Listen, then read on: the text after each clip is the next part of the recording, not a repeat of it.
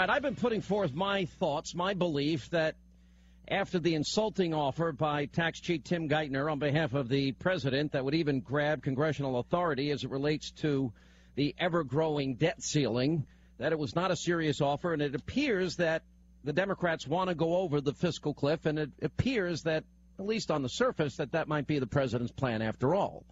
Anyway, here to discuss the very latest in negotiations, we have Senator Charles Grassley of Iowa, and Senator Lindsey Graham is back with us. Gentlemen, welcome back to the program. Glad to be with you. Thank you. Well, where are we, I guess, is the first question. Senator Graham? No, we're going over the cliff. All right, so we're going over the cliff. Yeah, they made a political calculation that let all the tax cuts expire, let tax rates go up, and blame Republicans. And I don't think it'll work if we're halfway smart, because we're not going to raise the debt ceiling ever again until we address what got us in debt, and that's government spending and entitlement growth. So that's my view. Do you agree with that, Senator Grassley, that the political calculation is made here? Of course, and Geithner made the situation worse because instead of saving money, even including their taxes, they ended up spending with even new programs. Wow. Well, that was the most insulting part, is they talked about a new stimulus program on top of the $6 trillion that Obama has given us in debt. Why isn't the president himself, why is he out campaigning? Why is he back to class warfare? Usually after an election, there's this little window. And granted, it usually doesn't stay open very long, but there's a window when you can actually get some governing done. He doesn't like the hard work of negotiating, and he may not like the people in Congress, for all I know, but he doesn't want to do the hard work that Clinton had a good reputation for doing in the way of negotiating with Republican Congresses in the 1990s. Yeah, what do you think, Senator Graham? I think it could be that, or it could be misreading his mandate. 51% of the people in the exit poll said government did too much, not too little, and he clearly won the presidency, but Boehner won the House. And here's what disturbs me the most about the way we're getting started here.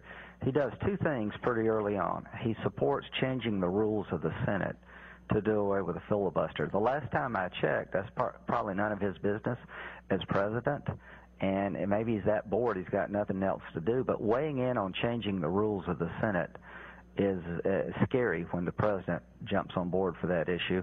And secondly, suggesting that we never have a say about raising the debt limit again, that it be raised in perpetuity when it's a constitutional requirement that Congress only can borrow money, shows to me that he's trying to create a situation for unlimited power rather than bipartisanship. Well, and it's a continuation of a lot of unconstitutional things that he did during the first 4 years of office. Can he pull off this elimination of the filibuster? We'll start there.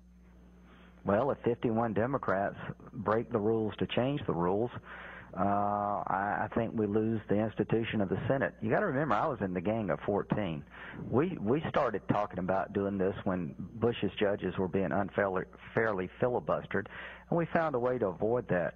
Changing the rules will lead to more Obamacare results. Do you think every Democrat, do you think they'll get 51 Democrats to go along with that? I pray they don't, because what Democrats who go along with that will be doing is destroying the Senate and making it the House, and it will be a power grab for the moment that will come back to haunt them and hurt the country. Well, then what are the options that you have? I mean, if they pull this off, what are the options available to the Republicans? Aren't there other ways you can shut down all business until they fix it? The only practical way is to get enough Democrats that don't want to do that because they don't want to change the checks and balances of government as a practical matter. There's things you can do, but they're not going to be as certain as the hard work of getting some Democrats that want to keep the Senate in the tradition of the Senate, which is a deliberative body and a check on the House and a check on the president. But I have tape, and we played it, I guess, about a week ago, of Obama himself and Hillary Clinton and Chuck Schumer and Joe Biden, yeah. And all of them, right. demanding and saying how unconstitutional, this is not the intention of our framers and our founders, all of them speaking out against it. So you're saying that even in spite of that, they might just go and change the rule anyway?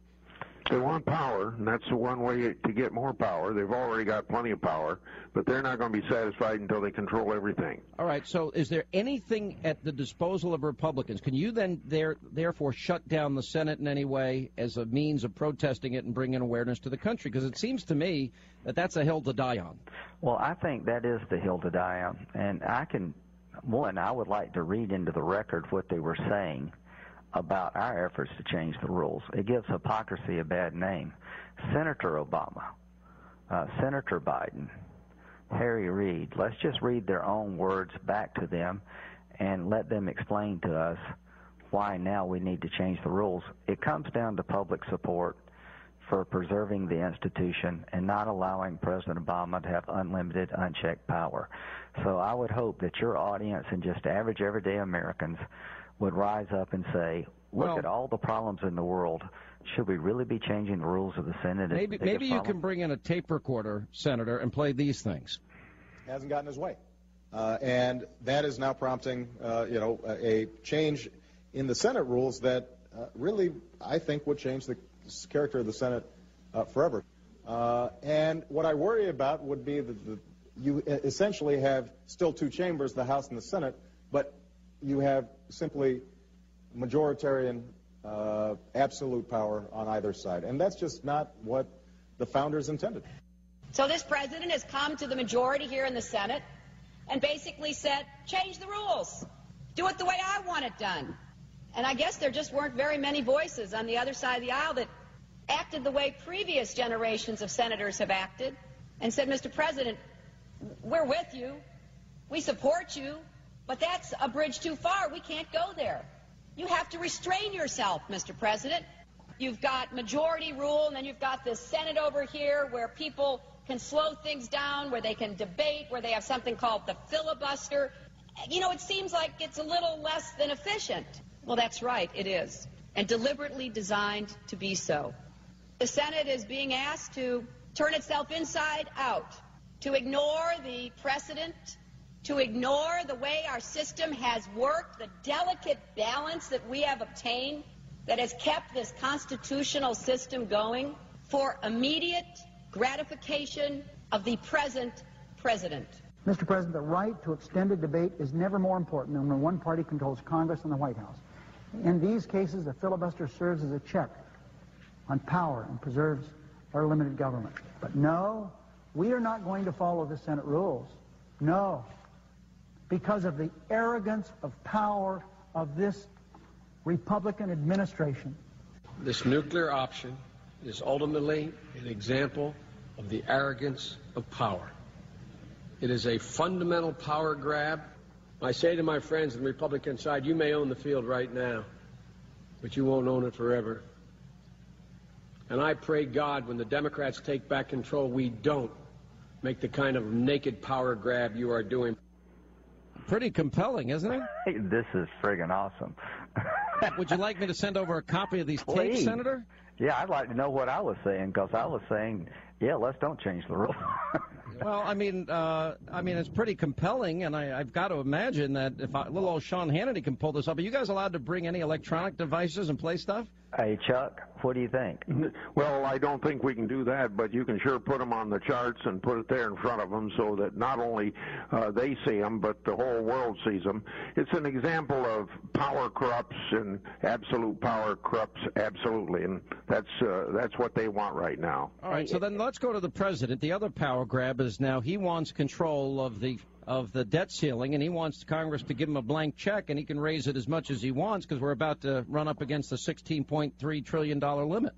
It's the same way that he wants to violate the Constitution, the same way a year ago when the Constitution says only the Senate can adjourn itself. He decided the Senate was adjourned so that he could abuse his appointment power and appoint interim people to the National Labor Relations Board. And he did it, and he got away with it. And I suppose when you get away with those things, that embolden you to violate the Constitution to a greater extent.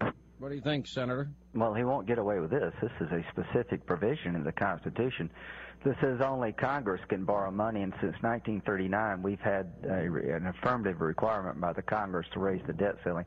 So, as Chuck says, it's constitutionally unsound, but from a political point of view, he's misreading the mandate. Do you think most Americans want to give him or anybody in Washington a new credit card without a limit? No. Well, No. That's what he doesn't get. That's what he's asking for. You know, I've maxed out the old credit card. Give me a new one without a limit, And What does he that's want not what the election was about. Sounds like he wants the American Express Black Card, which is, on top of the Gold and Platinum card, it's apparently the card that has zero limit. Most Americans see us as a bunch of drunken sailors spending money we don't have. Rather than giving us more booze, they would like to sober us up. Well, let me ask you this, because Senator Jim DeMint criticized John Boehner's proposal from yesterday because they called it a counteroffer. And what he said Speaker Boehner's $800 billion tax hike will destroy American jobs and allow politicians in Washington to spend even more while not reducing the $16 trillion debt by a single penny. Is the Republican Party falling into a trap of negotiating amongst itself and not demanding that the president put forward his plan? And shouldn't the president be leading this discussion? Well, I'm not going to criticize Boehner because I'm not there and I don't know what the situation is, and he's dealing with a pretty cute person across the table, not physically across the table, but the president down at the White House. And all I can say is that I think it's a pretty clear thing that there's going to be more revenue, and how do you do it? And my idea is to do it in the least hurtful way to the economy, and that is not to raise rates, because we should not have income tax rates for individuals higher than the corporate rate, because it hurts entrepreneurship. Can I just say I will never vote again to raise the debt ceiling ever again in my political lifetime, long or short, until we address why our country's becoming Greece. It's not because of a revenue problem, it's because of a spending problem and entitlements that are going to fail. Social Security and Medicare are going to fail, and people need those programs, and the cost of these programs are unsustainable. We need to save Medicare and Social Security by entitlement reform, which will also prevent us from becoming Greece. Not one penny of revenue unless we get entitlement reform and spending controls that I can count on. So basically you're saying cut spending first. Don't do a deal that doesn't have entitlement reform. How many times have Republicans agreed to revenue with the promise of cutting spending? You always get the taxes, you never get the spending cuts. What will change America is for us in a bipartisan fashion to reform entitlements. They're going broke. People need these programs, and that's what makes us like Greece. I agree with that, but what about in a slow economy like we have, and maybe one that's even teetering on the brink of a double dip, is raising tax rates, or, some of the terms others are using? Well, we're just going to increase revenues, but that's still taxes in some way. Tax rates will hurt job creation. As Chuck said, you could cap deductions like the Gang of Six and Simpson Bowles and raise revenue, but I would only entertain that if we control spending and reformed entitlements. I think Chuck and I agree on one point, that unless we save Social Security and Medicare by reforming the programs, are going to go bankrupt and take the whole country down with it. So how long is this going to happen? How long do we have? Paul Ryan on this program a year ago said if we don't fix this within 3 years, the bond markets abandon us. I don't think it's that long. I think we got to February. If we don't show by February, when we have to raise the debt ceiling again, that we've addressed what made America so deeply in debt, that we're going to lose our credit rating and lose the confidence of the world. But now it's a showdown that, politically speaking, Republicans seem that they fear a fight with the president, and that is that it seems that the president has the PR upper hand, and Republicans will have to risk it all and just say, no, until we get these things, we're not going to give in. Are they willing to do that? I mean, your colleagues in the House and Senate, are they willing to go that far? I think for sure that we're going to have to be tougher than we have so far, but we have to do a better job of selling our point of view to the people of this country, even though I think the people of this country agree with us. But right now, taxes is all that's talked about, and we haven't talked enough about the spending side. In fact, every question we get roaming the hill up here and talking to journalists is, what do you think about this taxing or this issue on raising revenue? I tell them that we shouldn't be talking about revenue until we start talking about expenditures. I agree. And just to add one thing, I think I can sell to any reasonable person in America, maybe not to the AARP or some, MSNBC commentator, that it is dumb to keep borrowing money. Well, it's dumb in perpetuity until you address why you got debt. I think Republicans will win the argument. Do not raise the debt ceiling ever again until we have bipartisan entitlement reform and spending controls. When do we run out of money this time? March. Oh, so he will get to March. All right, so basically you're going to come back in January, regardless of what happens or doesn't happen. Do you both believe that the president wants the fiscal cliff? Senator Grassley, do you agree that he wants it? It's clear? I think he's emboldened by his reelection. The fact he doesn't have to run again. He figures he's got the Republicans on the run, and he's going to take advantage of it.